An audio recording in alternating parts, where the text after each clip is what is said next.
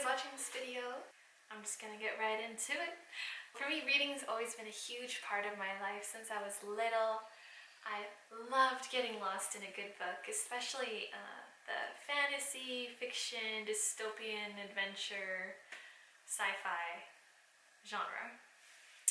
But as time went on and kind of in high school, I guess, I don't even know what sparked it, but I kind of got caught on to the self-help spirituality genre, which kind of set me on a path that led me to where I am now. Ultimately, like a pretty happy person, and living a life that I never would have dreamed of before, like that life could be so good like it is now. And there was definitely a few pivotal books along the way. So that's what I'm going to be talking about today, is the 5 books that totally changed my life, broke down old paradigms, like shot up my overall well-being, happiness, insight, knowledge, joy, brought all the good things.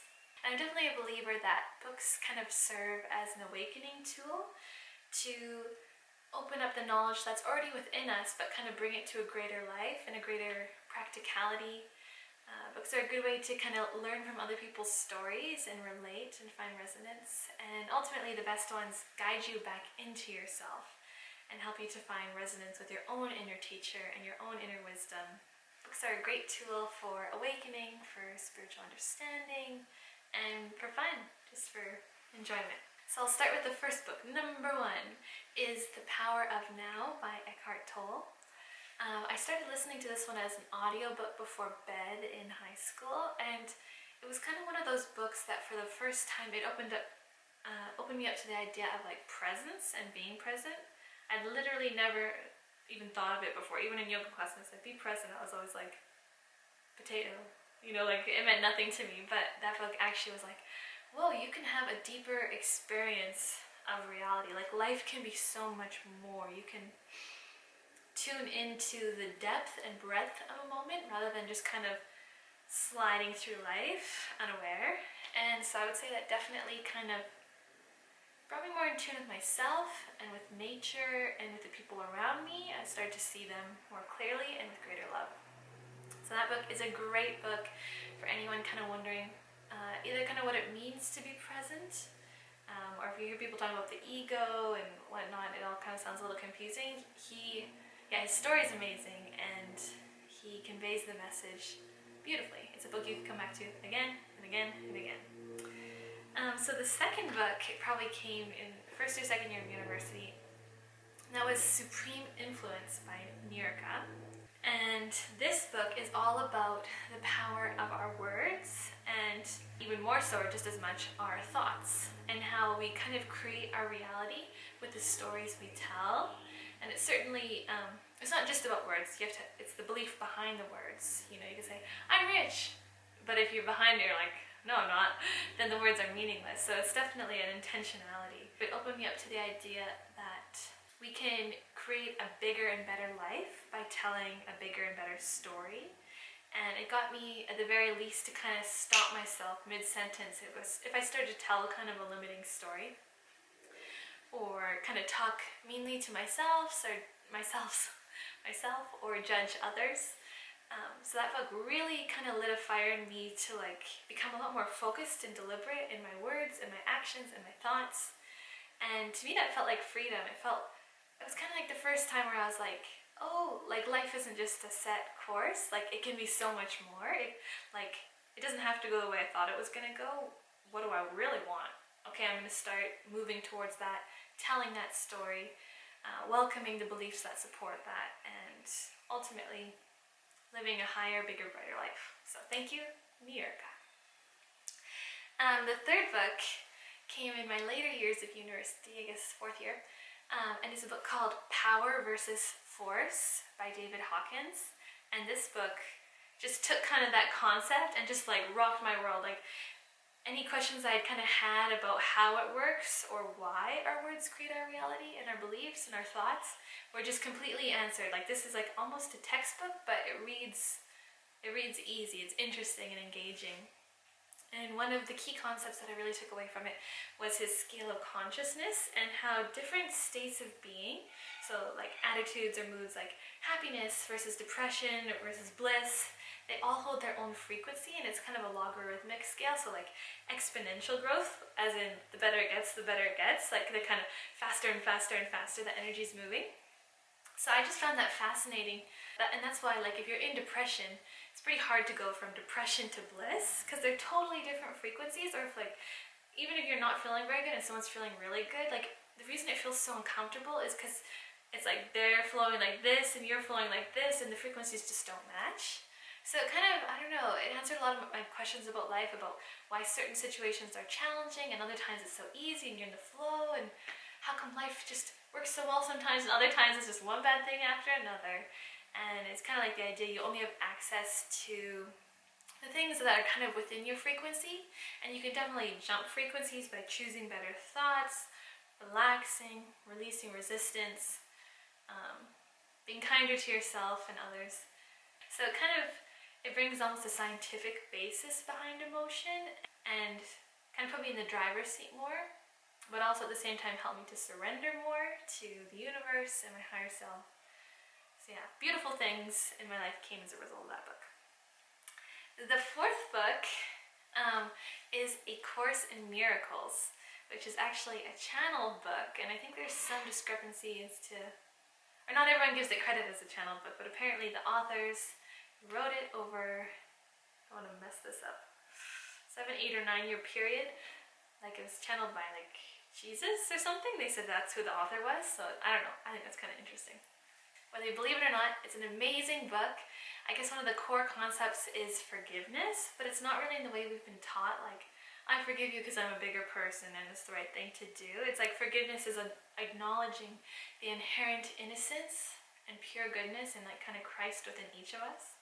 So just seeing that as the truth and everything else is illusion really just simplifies things in the sense that every decision is either made from a place of love or a place of fear. Love begets love, fear begets fear. So it's kind of the idea of choosing love. And I think one of the biggest takeaways, and I think a lot of people would agree, is the sentiment it offers that people are either giving love or asking for love. So if you're in a situation and it looks, by all means, like they are yelling and screaming at you and so angry, they're actually asking for love. If it doesn't feel loving, like they're giving love, they're asking for it. And so that's given me a lot of compassion in my life towards myself and others. And that freedom from having to judge others rather just taking them as they are, that's pretty big. That's a big weight off the shoulders. So yeah, that book, like, it was kind of cool how it happened. Years and years before, maybe it was middle school, my mom had the book and she read from it every day. And it sat on the coffee table, and I remember looking at it and I opened it and I couldn't read any of it. Like, it felt like it was Chinese or something. Like my eyes kept going in and out of focus, and I was like, okay, put it away. And then when I wanted to read it, I don't even know why. It was kind of like I just woke up one day and I was like, I want to read The Course in Miracles. So I like bought a Kindle just to read it, and then got it on there.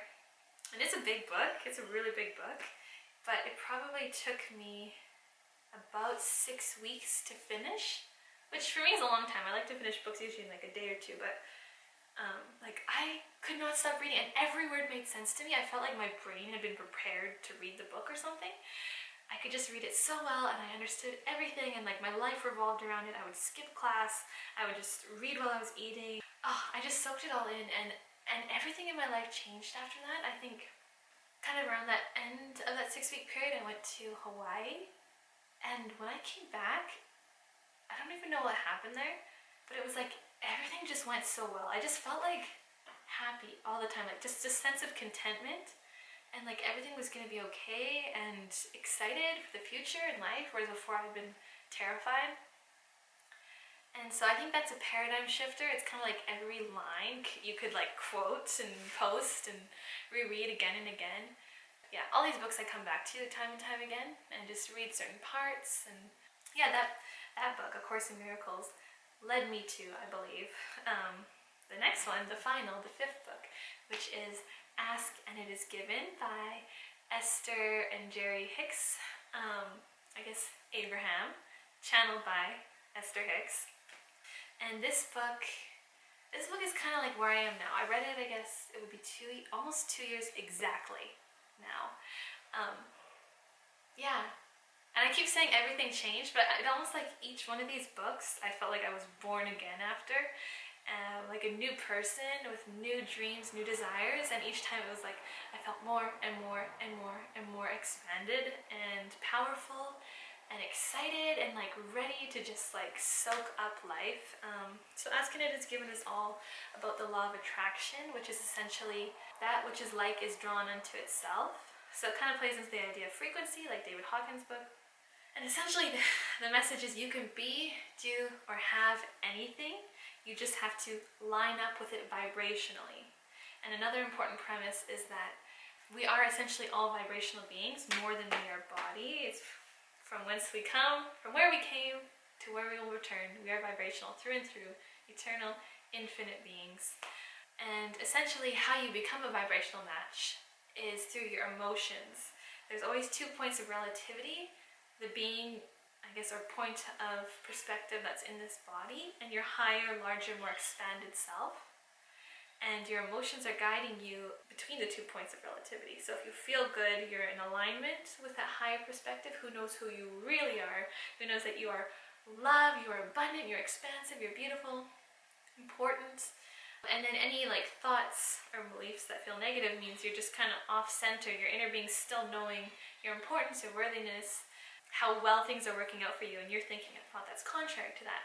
So if you just keep following the better feeling thoughts, thereby raising your frequency, coming in alignment with your inner being, every desire manifests right before your eyes. And yeah, I guess the proof is in the pudding, because as soon as you start practicing it, the examples become obvious in your own life. And it's like from little things like, I'm craving a green smoothie, and like all of a sudden my mom like ding dong rings the doorbell. Oh Lucy, I got you your favorite smoothie from Nature's Fair. Like just little things like that. And I think you'll find like the simple, more trivial things are almost easier because there's kind of less resistance within them. But even things like the jobs I've wanted, like just recently, I have a friend who's getting married, and how cool would it be to film her wedding? Because me and Nora have gotten so into filming lately, and I was like, okay, I'm going to contact her this week and get up the courage. The next morning I get a phone call. Lucy, would you be willing to be the videographer for our wedding? I was like, yeah, of course. And I wish I had been writing down more examples, because these are just 2 recent ones, but it's kind of like your whole life becomes a synchronous dance of really like asking it and it is given. And the better you feel, the better things work out. So the work pretty much becomes about feeling good.